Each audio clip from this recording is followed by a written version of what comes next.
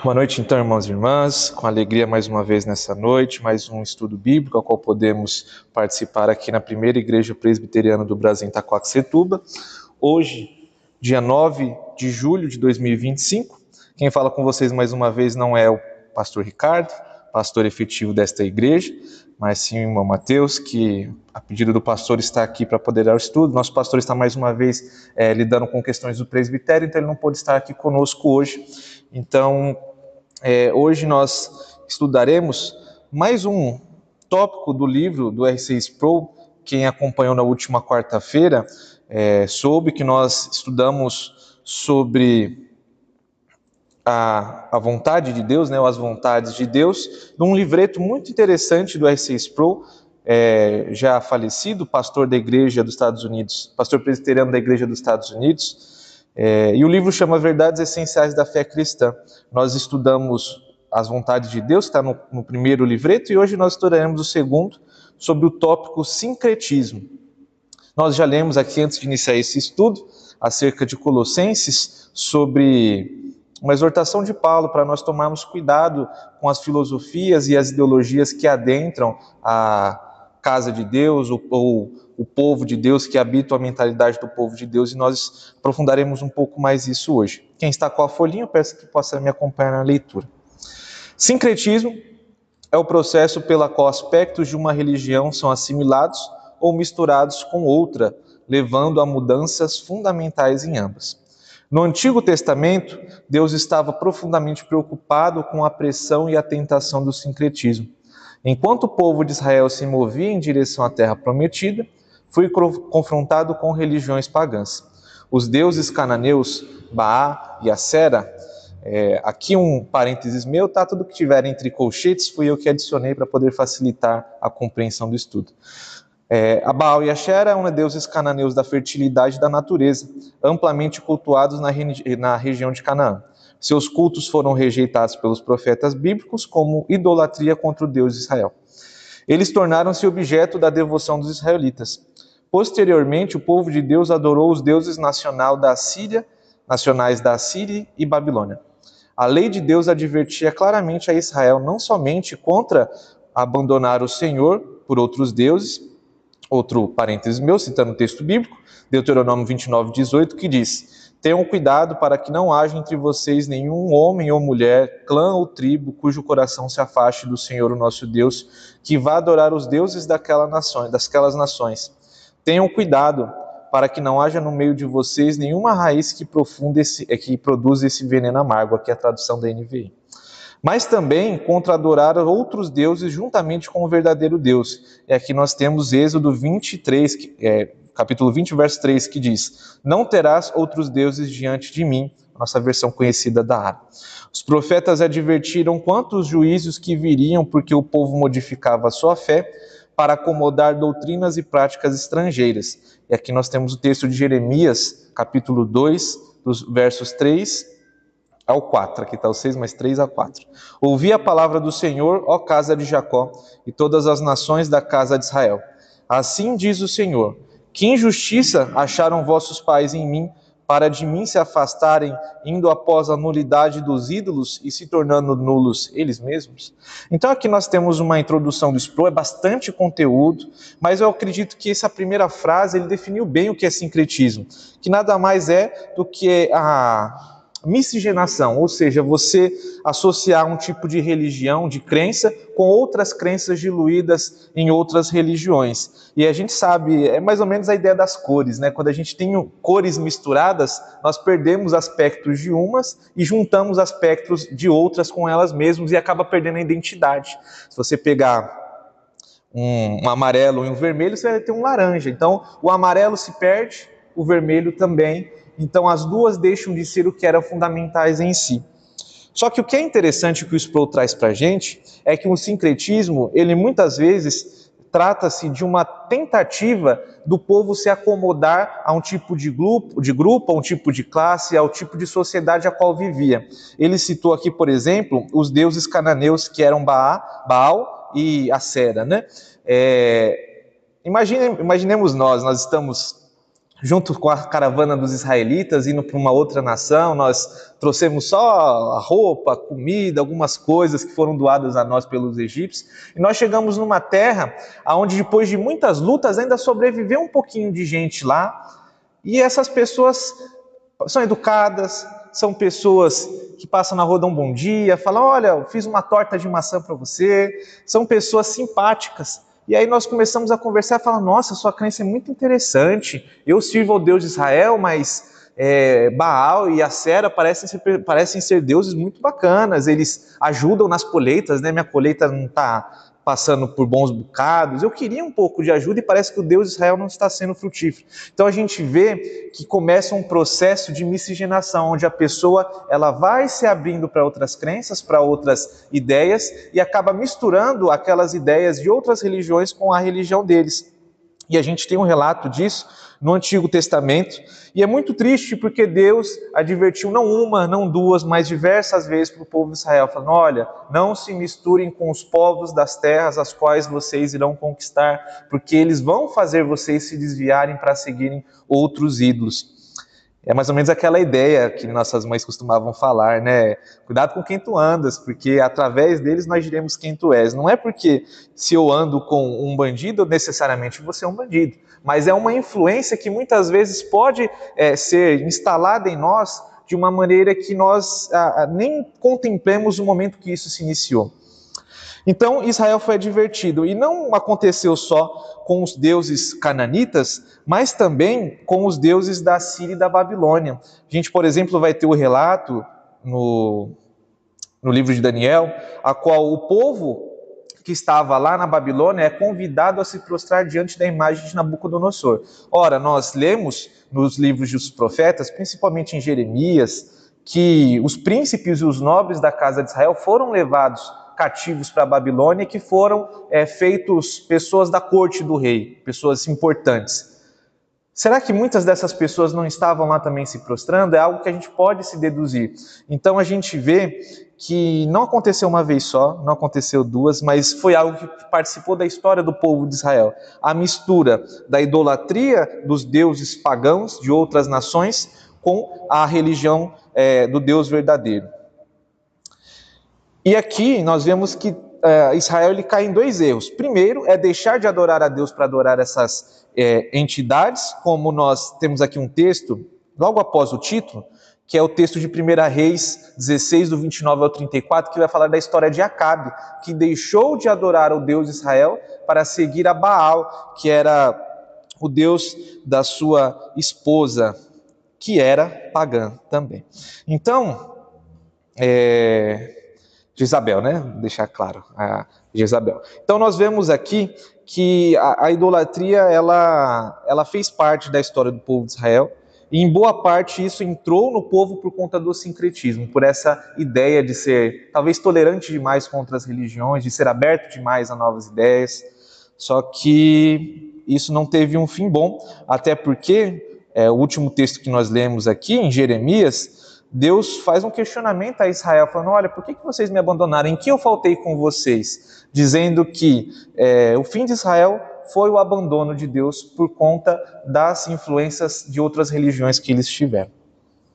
Vamos seguir mais um pouquinho agora tratando do Novo Testamento. O período do Novo Testamento foi marcado por um sincretismo difuso. À medida que o Império Grego se expandia, seus deuses se mesclavam com os deuses nativos das nações conquistadas. O Império Romano também era receptivo a toda sorte de culto e religiões místicas. O cristianismo não ficou incólume, ou seja, ileso e inalterado. Os pais da igreja não só difundiram o evangelho, mas também lutaram para proteger sua integridade. O maniqueísmo, uma filosofia dualista que via o físico como sendo mal, insinuou-se em algumas doutrinas.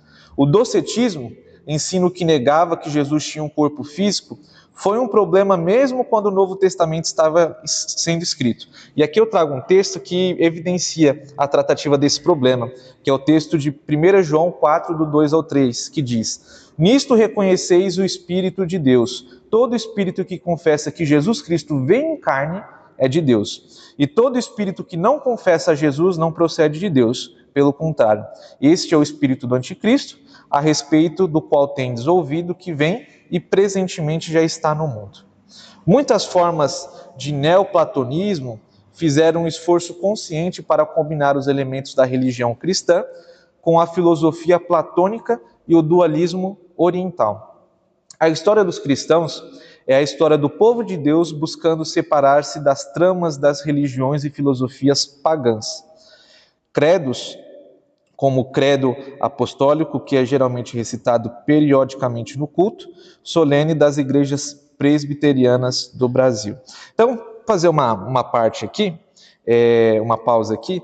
O Sproul agora ele vai trazer o assunto para o Novo Testamento, onde ele vai mostrar para a gente que essa dificuldade não foi uma dificuldade só do povo de Israel no Antigo Testamento, mas também os cristãos do Novo Testamento enfrentaram isso. Não só, obviamente, não foi no período em que Cristo estava presente, afinal Cristo lidaria com essas questões de forma expressiva, pois ele era o próprio Senhor, e os apóstolos também tiveram que lidar com isso, mas não de uma forma tão expressiva, porque eles ainda estavam presentes e eles eram testemunhas oculares do ensino de Jesus. Mas quem lidou muito com essas dificuldades foram os pais da igreja, que são aqueles homens que foram discípulos dos apóstolos ou discípulos dos apóstolos. Por exemplo, Irineu de Leão, Policarpo e outras pessoas que fizeram parte dessa história.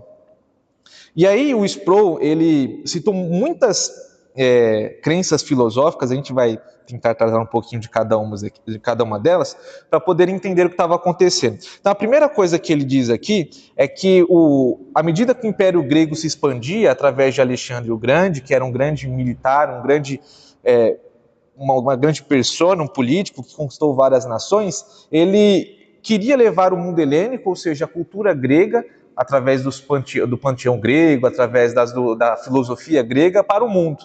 Então, ele levava os seus deuses para que fizessem parte do rol de deuses das nações conquistadas.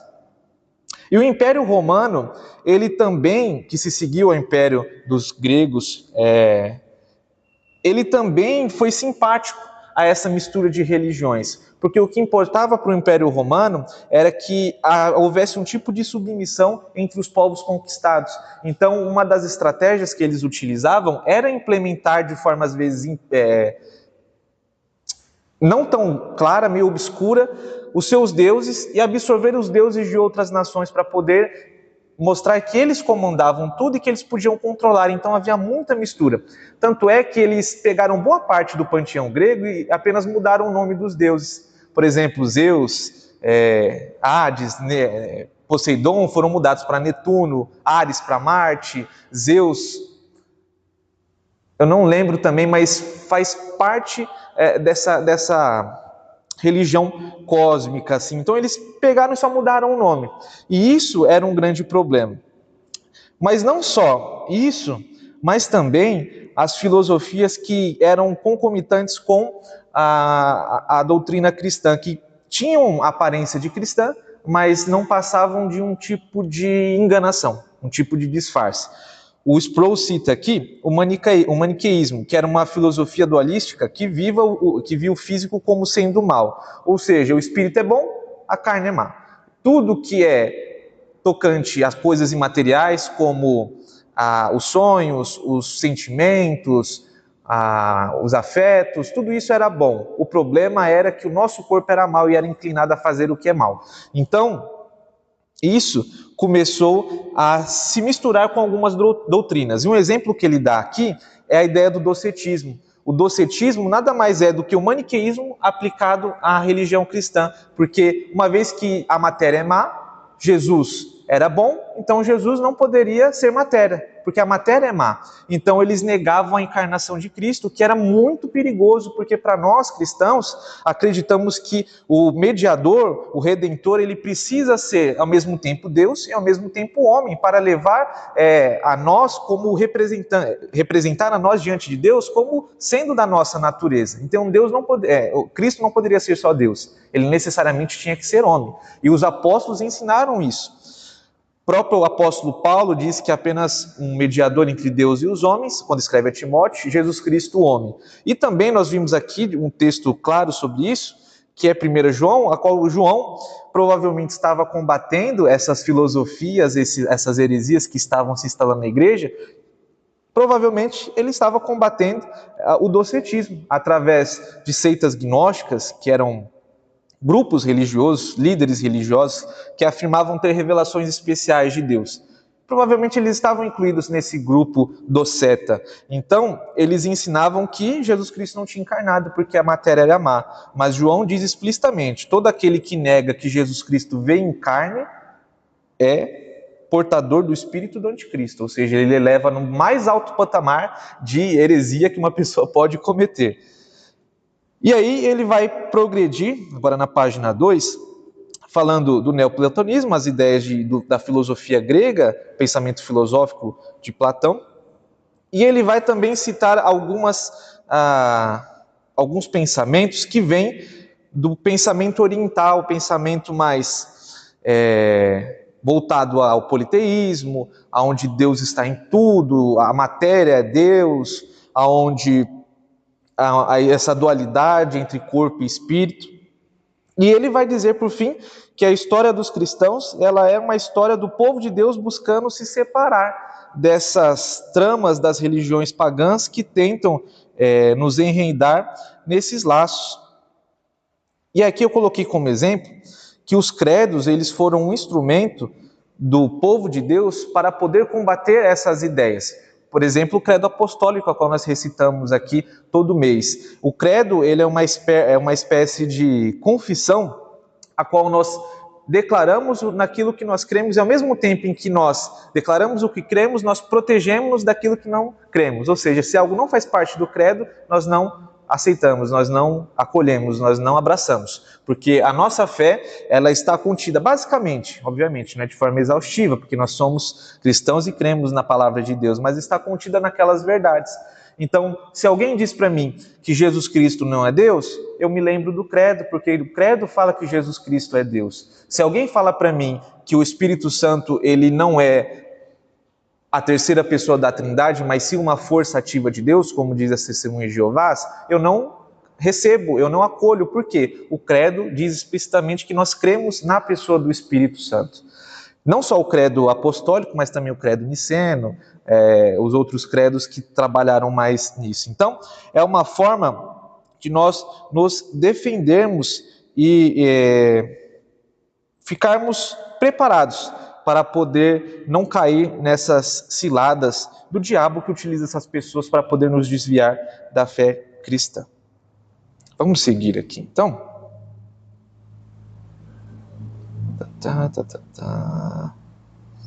Pausa dramática, vamos lá. A igreja ainda hoje enfrenta o mesmo problema. Filosofias não cristãs, como o marxismo ou o existencialismo, buscam o poder do cristianismo enquanto renunciam àquilo que é unicamente cristão. O sincretismo continua sendo poderosa ferramenta para separar o povo de Deus. Aqui é interessante porque o tema do marxismo, ou mesmo marxismo cultural, que é aquela filosofia criada por Karl Marx e Engels, na qual era uma espécie de resposta ao espírito daquela época, o acúmulo de posses pelos burgueses, pelas pessoas que tinham capital, que herdavam aquilo de famílias, enquanto o proletariado, que eram as pessoas comuns, que fabricavam vasos, artesanato, que tinham a vida do campo, não tinham muitas posses, não conseguiam viver, eles literalmente sobreviviam. Só que aquela resposta de Karl Marx, ela progrediu, e ele, obviamente, escreveu livros sobre o assunto, e aquilo se transformou numa ideologia política após a sua morte pelos seus seguidores, que fez parte da construção da política de muitos países, como, por exemplo, a Rússia, a China, a Coreia do Norte, países que têm uma orientação comunista, onde o governo ele é totalitário e ele que dita como as pessoas irão viver, desde os seus cargos até as suas atividades e tudo mais. E o Sproul, ele cita como algo ruim, mas o curioso que eu comentei no começo é que isso foi tratado há algum tempo atrás, cerca de 5 a 10 anos, mas acabou caindo em esquecimento. Mas para o Sproul ainda é recente, porque quando ele escreve esse livro, lá 2000, 2005, ainda era um assunto que estava em alta. Mas eu achei interessante a gente manter, porque ainda assim a política, ela faz parte da nossa lida diária contra cristãos, porque muitos cristãos associam certo viés político como sendo cristão por si próprio, e nós não vamos aderir a esse posicionamento. Nós não podemos abraçar um tipo de sincretismo entre política e religião. Uma coisa não tem nada a ver com a outra. A partir do momento que nós juntamos as duas coisas e fazemos pessoas políticas como redentores, como pessoas que vão trazer algo para a nossa sociedade a qual não alcançamos, nós estamos caindo no pecado do sincretismo. Então, é apenas um exemplo. Um outro exemplo, é um exemplo agora filosófico, não político, que é a questão do existencialismo, que basicamente dita que o que nós devemos viver tem um fim em si mesmo na matéria, ou seja, comamos e bebamos porque amanhã morreremos, não tem vida no porvir, não existe Deus, a nossa vida deve se basear em conquistar coisas aqui na Terra, em usufruir do melhor que é aqui e não pensar em coisas extrafísicas, espirituais, imateriais, não. Nós devemos ficar com o que tem aqui porque não existe vida após morte, não existe Deus, não existe nada do tipo. Essa é a crença do existencialismo, que embora hoje não seja o que nós vemos chamar a atenção aos nossos olhos na cultura, ainda há em alguns lugares, por exemplo, na Europa, nós vemos muitos relatos de pastores, de evangelistas, de ministros que foram à Europa e relatam que países como a França, países como a Inglaterra, caíram de braços abertos num tipo de ateísmo prático, por mais que, às vezes até não prático, às vezes mesmo consciente, as pessoas, ao serem perguntadas sobre a crença em Jesus, negam, dizem que Jesus foi só um personagem histórico, ou mesmo alguém que nunca existiu, e que acabaram caindo no materialismo. Então, para nós pode ser algo estranho, porque o Brasil é um país religioso, por maioria, se eu não me engano, o último censo do IBGE mostrou que 80% do país é religioso, se não me engano, 50% católico, 30% a 40% evangélico, e aí algumas outras religiões a mais. Então, algo bastante relativo não, algo bastante presente, algo bastante difuso, mas para outros países não é. Então, o existencialismo ainda está em voga em algumas situações. E essas filosofias, a gente vai tratar de algumas outras daqui a pouco, mas elas buscam o poder do cristianismo para poder enganar as pessoas. Eu achei essa sacada muito interessante, porque nós vimos isso nas eleições de 2018 e nas eleições de 2022, onde pessoas e grupos políticos procuraram o apoio da igreja para poder endossar seus candidatos e assim poder manipular as pessoas que estavam nos bancos das igrejas, nos bancos dos templos, para poder angariar votos. E isso é algo terrível, porque elas estão misturando a religião verdadeira, a crença no Deus verdadeiro, como um viés político, e nós sabemos que não é verdade. O nosso Messias não é um Messias político, o nosso Messias é um Messias celeste, é o Rei Jesus, que diz que o reino dele não é dessa terra. Foi as palavras que ele disse a Pilatos. Então, é algo muito presente e nós devemos tomar cuidado. Ainda há igrejas hoje que militam e guerreiam por partido político e nós não devemos fazer isso. Vamos ler então o último parágrafo aqui. Todas as gerações de cristãos enfrentam a tentação do sincretismo. Em nosso desejo de estar por dentro ou de sermos atuais em nossas práticas e convicções, chegamos ao ponto de ceder à tentação de viver conformados aos padrões deste mundo. Aceitamos práticas e ideias pagãs e buscamos batizá-las. Mesmo quando confrontados e enfrentamos religiões e filosofias pagãs, tendemos a deixar-nos ser influenciados por elas. Todo elemento estranho que se insinua na fé e práticas cristãs enfraquece a pureza da fé. Então, o Sproul ele fecha de maneira incisiva, dizendo que, olha, todas as gerações dos cristãos enfrentaram e vão enfrentar o sincretismo, de duas uma, ou pelo nosso desejo de estarmos presentes no grupo, aquele desejo clássico do ser humano de ser parte de algum tipo de grupo, seja político, seja ideológico, seja filosófico, seja social, seja econômico, seja religioso, ou de sermos atuais nas nossas práticas e convicções, aquele ideal, né? Falar, não, você precisa fazer parte de uma religião moderna, uma igreja onde tem luzes, tem um fundo musical na pregação para poder cativar as suas emoções, onde alguém está sentado num banquinho falando palavras doces ao seu ouvido. Uma igreja moderna, onde tem muitos jovens, onde o pregador ele veste uma roupa super despojada, onde o púlpito é uma prancha de surf, onde nós vamos ter muitas programações de acampamento, onde você vai subir montanha, onde você vai ter vivências, onde você vai ter diversas coisas.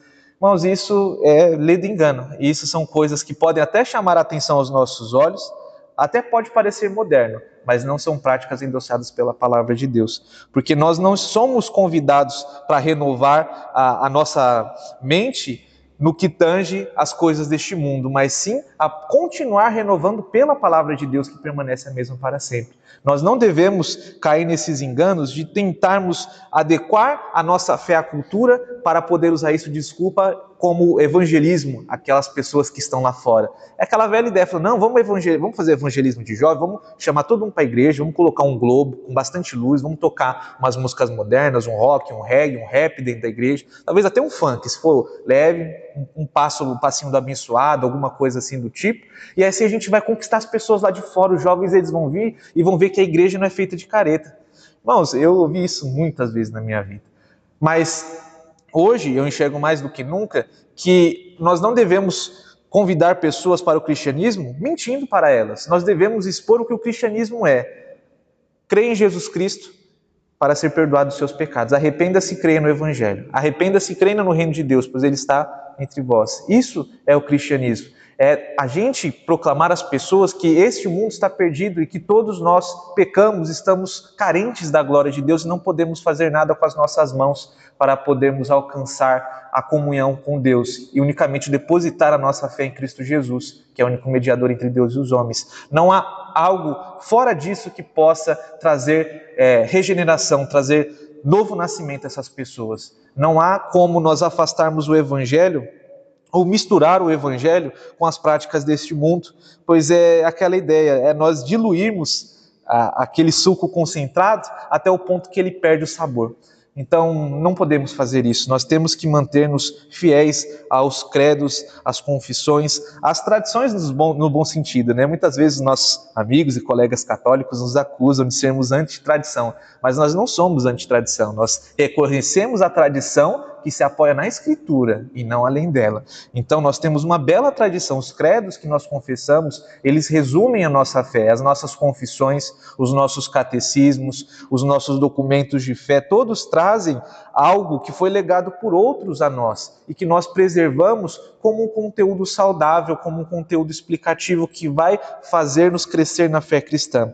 Então, que nós possamos sempre nos preservar do sincretismo, não nos misturando com esse mundo. Nós não precisamos nos misturar, nós não precisamos sermos incluídos num grupo, nós já somos parte de um grupo, e esse grupo é o povo de Deus, é um grupo que tem mais de 2000 anos, que começou lá desde o povo do Antigo Testamento, com os primeiros que creiam na promessa do Messias, e vai se estender até o último eleito que ouvir o Evangelho nessa terra.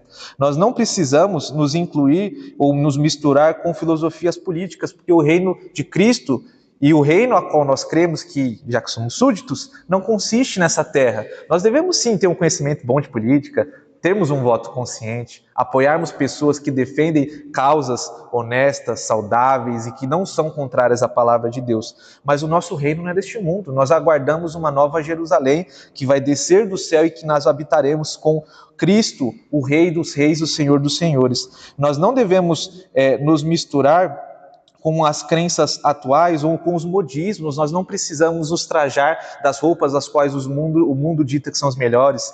Talvez até nós devemos tomar cuidado com o tipo de valor que nós damos a essa crença no mundo, quanto à moda, contra visual, contra adornos, como coisas que o mundo diz que nós devemos incluir na estética da igreja, na estética do culto, que não devem fazer parte, que são distrações, que são luzes, fundos, coisas que nos afastam do principal interesse no culto, que é ouvir a palavra de Deus.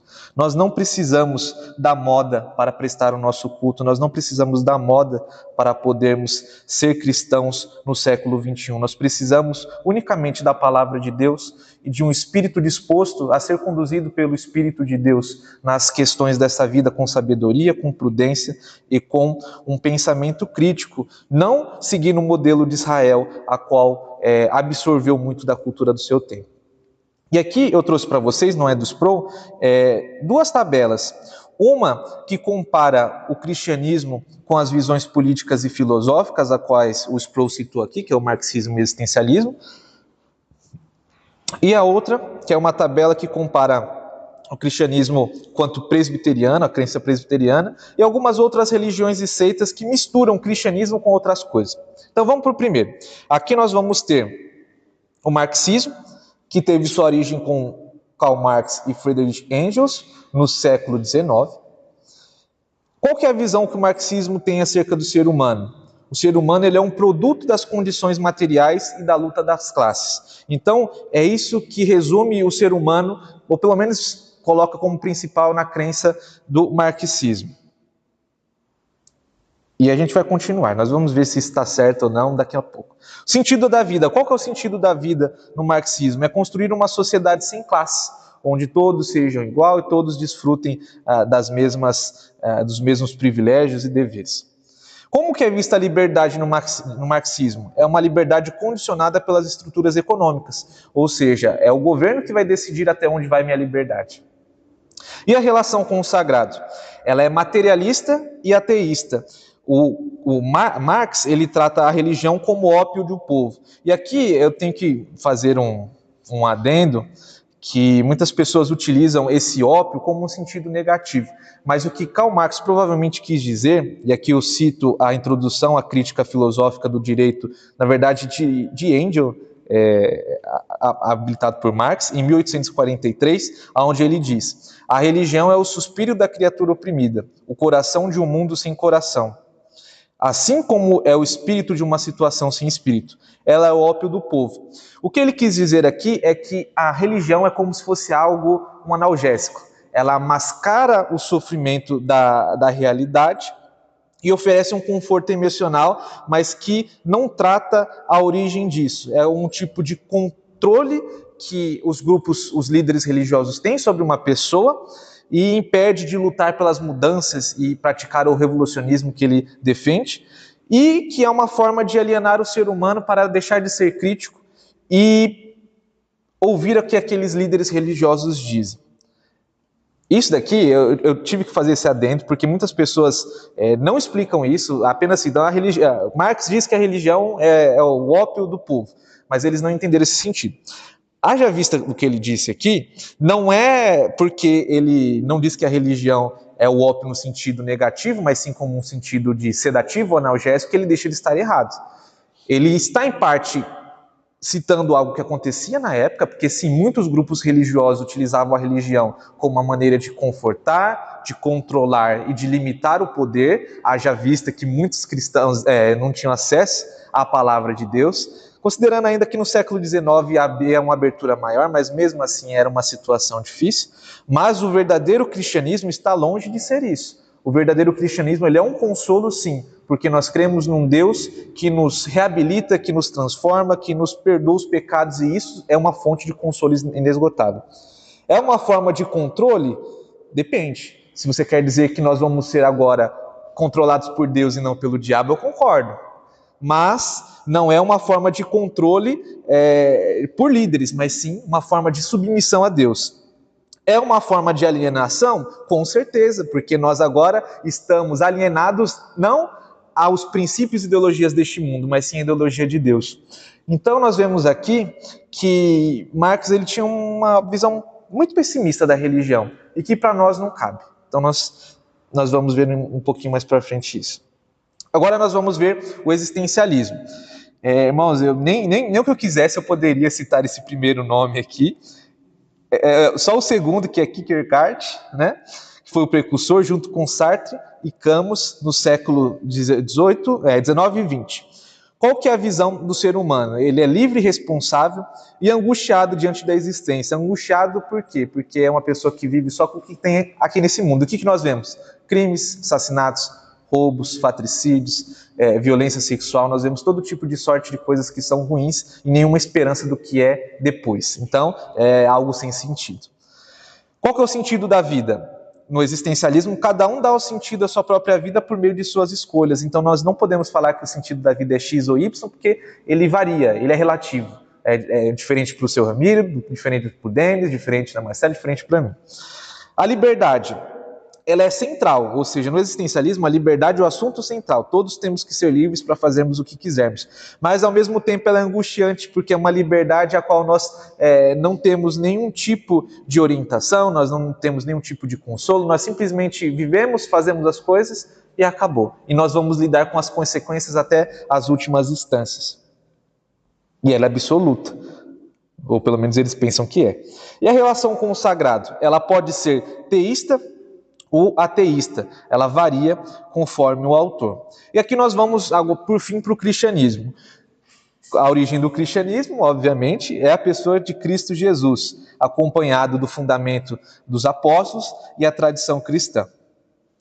Qual que é a visão do ser humano? O ser humano é alguém criado por Deus, com dignidade, mas caído pelo pecado e redimido por Cristo. Aqui é muito interessante, porque o ser humano não é um produto das condições materiais, o ser humano ele é nativamente mau, não é alguém que ensina, não é a sociedade que corrompe, mas o ser humano, por conta do pecado, ele é alguém inerentemente mau, ainda que fosse criado bom no Jardim do Éden, mas que pelo livre-arbítrio de Adão e Eva, a qual nós não temos mais, caiu em pecado e depois dele toda a sua geração. Ele não é livre e responsável em tudo, porque as nossas ações são limitadas, nós não temos a liberdade de escolhermos algo contrário à nossa natureza, por isso que nós presbiterianos não cremos no livre-arbítrio, porque nós não podemos fazer algo que é contrário à nossa natureza. Logo que a nossa natureza é mal, nós não podemos praticar o bem. Claro, nós podemos praticar coisas e atitudes que são louváveis, que são bem vistas, como dar esmola, como alimentar alguém, como ajudar outra pessoa. Mas tudo isso, por mais nobre que pareça ser, no fundo é motivado por inclinações ruins. Porque o ser humano natural, pecador, fora de Cristo, não pode fazer boas obras porque ele não tem Cristo em seu coração. Tudo que ele faz é por motivos outros, não para a glória de Deus. E tudo que nós não fazemos por fé, ou para a glória de Deus, parafraseando Paulo, é pecado. O sentido da vida no cristianismo é glorificar a Deus, crendo na salvação unicamente mediante Cristo Jesus, amando a Deus e ao próximo. Esse é o nosso sentido da vida. Não é construir uma sociedade em classes, porque o pecado nunca permitiria que nós construíssemos uma sociedade perfeita. Por isso que quem é o fundador e arquiteto da cidade que vai descer do alto é o próprio Deus, porque Ele é bom e poderoso para construir isso. Quando Cristo, por fim, dar fim ao pecado, no juízo final. E também nós não podemos dar sentido à nossa própria vida, porque nós ou estamos do lado dos inimigos de Deus, ou estamos do lado de Deus. Não há outras possibilidades, não existe um em cima do muro, não existe várias opções de vida. Todos os caminhos fora de Cristo são contrários a Deus e levam ao inferno. Por mais que as pessoas vivam vidas diferentes, o sentido ele é vazio ou até mesmo inexistente. É uma vida sem sentido. São pessoas que cada vez mais, como os estudos demonstram, são pessoas que, por darem valor demais à liberdade, esquecem que elas necessitam de um princípio que transcenda o que é material. Pessoas que são conturbadas pela transtornos de ansiedade, depressão e muitas vezes acabam no suicídio. Então, totalmente contrário à fé cristã. E a liberdade no cristianismo? A liberdade é um dom de Deus com limites morais. Ou seja, nós temos uma liberdade para fazer atitudes, eu posso escolher o que eu vou comer, posso escolher onde eu vou dormir, mas ainda assim nós temos limites, ou seja, eu não posso conquistar a minha própria salvação porque eu sou naturalmente pecador e não posso fazer nada que mude essa situação. Era como se eu quisesse mudar a cor do meu cabelo de forma natural. Não tem como. Se eu não passar uma tinta, não vai funcionar. É como se eu quisesse ter um braço a mais. Não tem como. É algo antinatural. Então, a liberdade que é vista no cristianismo é uma liberdade que tem limites morais. Ou seja, ela não é central, como no existencialismo, e ela não é condicionada pelo governo. Ela é condicionada por Deus, que são a lei de Deus, contida na sua palavra. E por fim, a relação com o sagrado. Obviamente, não é uma relação materialista, nem ateísta, é uma relação teísta com fé em um Deus pessoal e transcendente, totalmente diferente das outras visões. Então, vejam, não tem como nós termos um cristianismo saudável, bíblico, se nós absorvermos qualquer um dos aspectos do marxismo ou do existencialismo. Por quê? Porque eles são opostos à palavra de Deus. E se nós tentarmos misturar algum deles, algum dos aspectos, seja no sentido da vida, seja na visão do ser humano, nós estaremos nos afastando de Cristo. Nós estaremos nos afastando de Deus, porque nós não estaremos mais no caminho da fé cristã. E agora, vamos seguir com algumas visões de seitas e certas religiões acerca do cristianismo. Essas específicas são religiões que tentaram, sim, misturar coisas externas ao cristianismo, e nós vamos ver o fim delas. Vamos primeiro começar aqui na Umbanda, depois a gente volta no presbiterianismo, que é o primeiro tópico. A Umbanda tem origem no Brasil, ao contrário do que muitas pessoas dizem. A Umbanda não é uma religião afro, ela é uma religião brasileira. Surgiu no século XX e o principal precursor foi o Zélio de Moraes. Qual é a visão do ser humano na Umbanda? É um espírito em evolução com influências espirituais. O sentido da vida é sempre procurar evoluir espiritualmente e praticar a liberdade. Como que é vista a liberdade na Umbanda? É um livre-arbítrio, onde nós somos influenciados por entidades como Iemanjá, como os Exus, enfim, como esses guias, os quais eles chamam. E a relação com o sagrado? É uma religião sincrética, isso aqui propriamente dito, onde eles têm os orixás e os santos. Sim, os mesmos santos da Igreja Católica Apostólica Romana. Através de um tipo de mediunidade, onde as pessoas, nos seus rituais, eles recebem o espírito do orixá, do guia, do santo, e aí trazem mensagens ao povo ou à pessoa que está recebendo essa entidade. Próximo, Hare Krishna. Geralmente são aquelas pessoas com cabelo raspado, de roupa vermelha, que a gente vê lá na Praça da Sé, naquela região do centro de São Paulo. O Hare Krishna ele teve sua origem no século XVI, na Índia. Obviamente, mais uma vez, eu não me atrevo a repetir esse nome.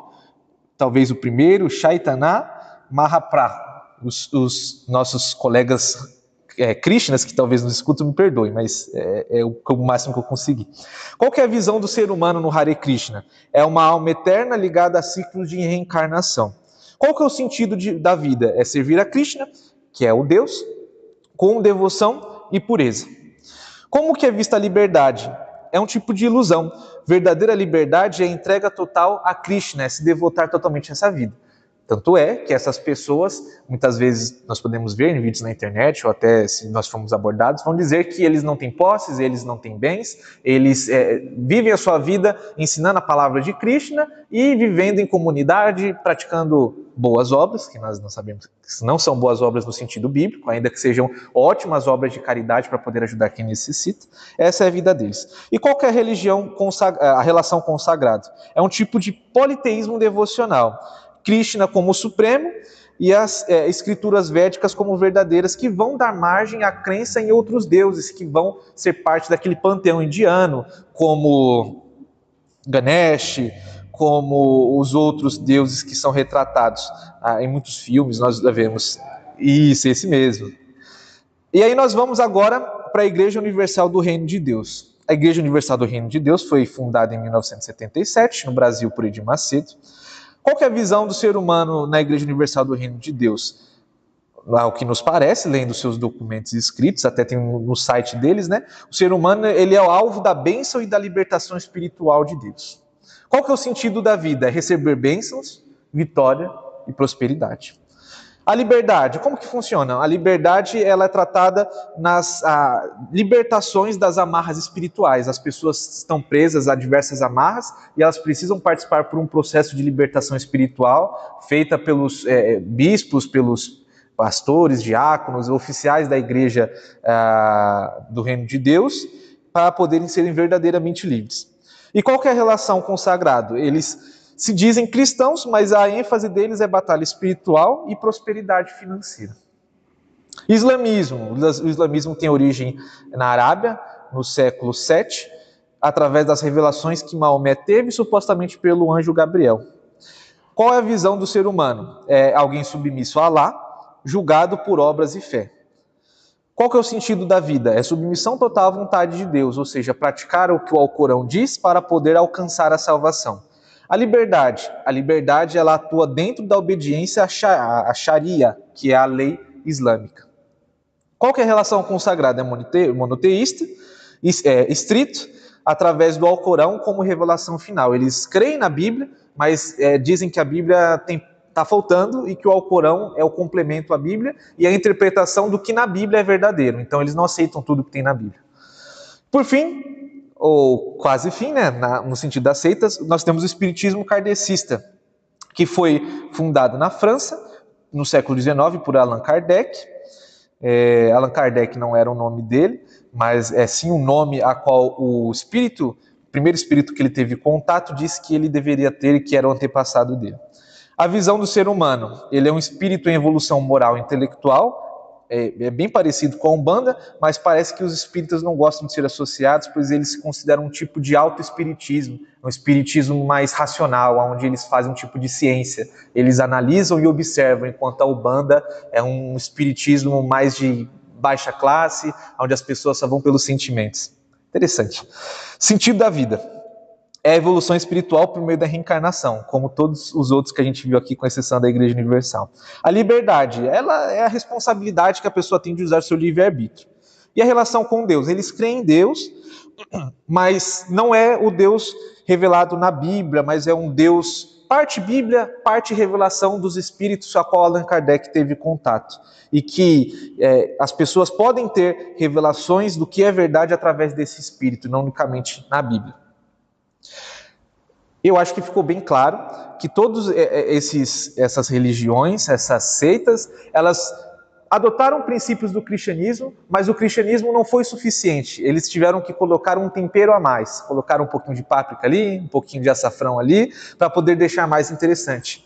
Mas nós, cristãos presbiterianos, nós não podemos nos deixar iludir, por mais que essas pessoas que são adeptas dessas religiões pareçam ser pessoas generosas, altruístas, inteligentes, pessoas de alta capacidade, elas não são portadoras da verdade, porque a verdade a qual nós cremos, ela está contida na palavra de Deus, de Gênesis a Apocalipse, e não há novas revelações, porque o próprio Deus, através de Cristo Jesus, nos delegou toda a sua vontade, que está contida nas últimas palavras do livro de Apocalipse. Tanto o próprio apóstolo João disse que acrescentasse coisas ao livro, receberia todas as maldições de Deus listadas nas revelações a qual ele teve. Mas só para deixar registrado, nós, quanto presbiterianos, somos herdeiros da Reforma, a qual John Knox, junto com os cristãos escoceses, organizaram um sistema de governo de igreja que não é fundamentado numa pessoa só, ou seja, não é um governo autoritário, não é um governo monopolítico, mas é um governo que consiste na eleição de pessoas para gerir a igreja.